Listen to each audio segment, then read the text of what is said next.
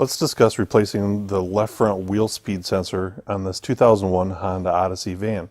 Now it's going to be the same from side to side, but for video purposes, we're just going to do the left front right now. So before we get into this, we're going to have to go up top, pop the hood, and disconnect the electrical connector in the engine compartment. And then we'll feed the grommet through and do our work under here. Let's go up top and do some work.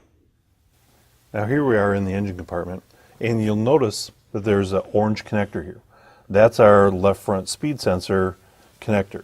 So we're going to press the release tab, disconnect it, and then we're going to gently push the grommet through the inner wheel well, and then we'll be able to go back underneath and do the rest of the job.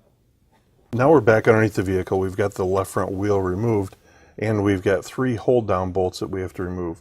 First is going to be one on the inner fender, another one will be mounted to the strut, and another one will hold it to the steering knuckle here.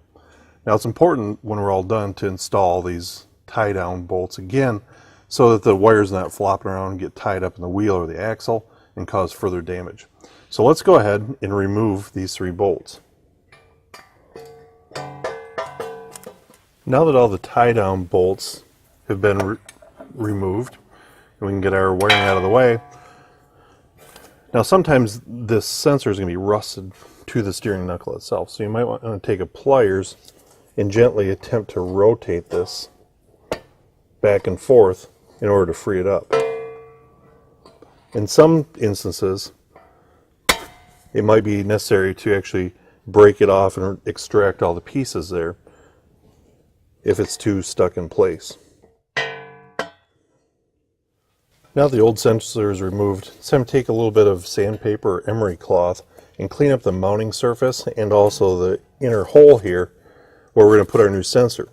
We want to make sure that our new sensor is able to mount in there easily and mount flat down on the surface there. So we need to clean up a little bit of rust here to ensure that we don't damage the new sensor.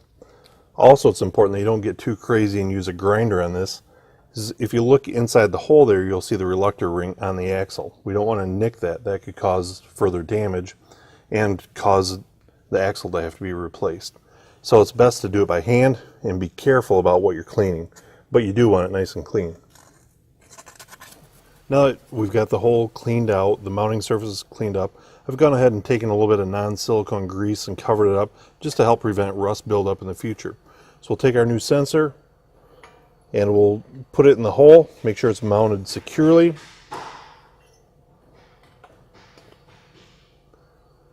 And we'll install the hold down bolt.